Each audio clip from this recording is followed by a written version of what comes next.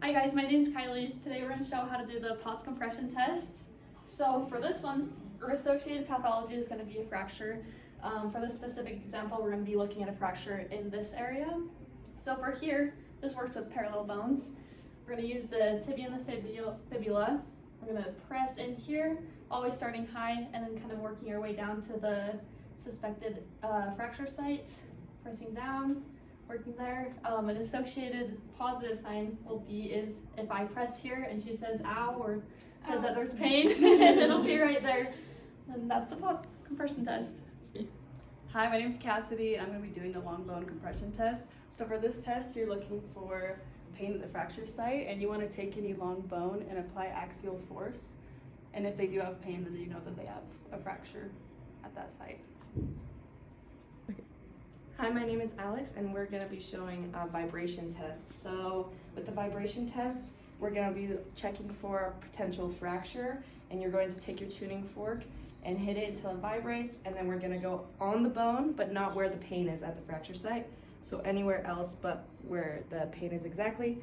And if there was to be pain with the vibration, then that would indicate a positive test. All right, next we're going to do the percussion test. This is similar to the vibration test. So we're going to go here.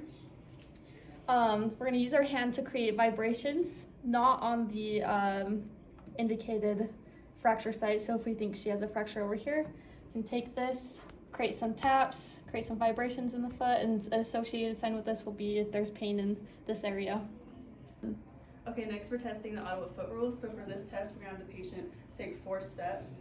And if they can't bear weight for more than 4 steps, then we're looking for pain at that fracture site, and so that would mean that they have fracture. Okay, so now we're going to do Ottawa ankle rules. So it's similar to Ottawa foot rules in that if the patient is walking and they can't weight bear more than 4 steps, then they have a fracture. But this time we're looking at the distal 6 centimeters of your tibia and fibula. So if they can't weight bear for more than 4 steps, that indicates a possible fracture. Okay, next we're going to do the anterior drawer test.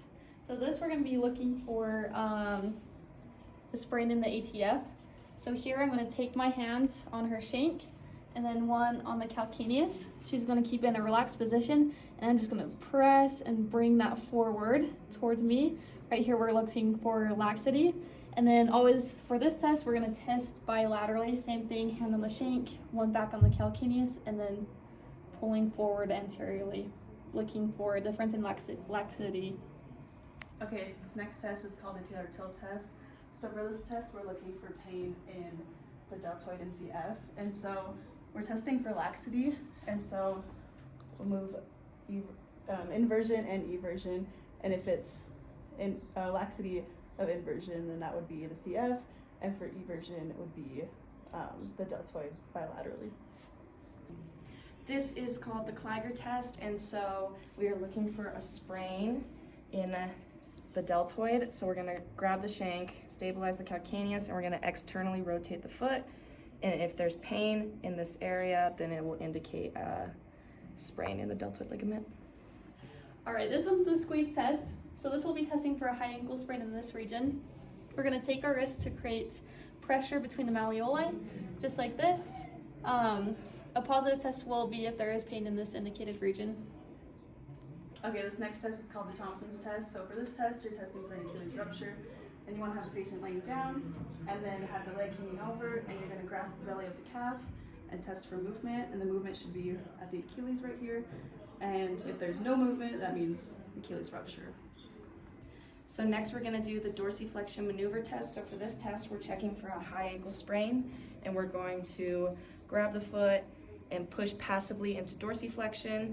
And if there's pain in the syndesmosis area, then that will indicate a high ankle sprain.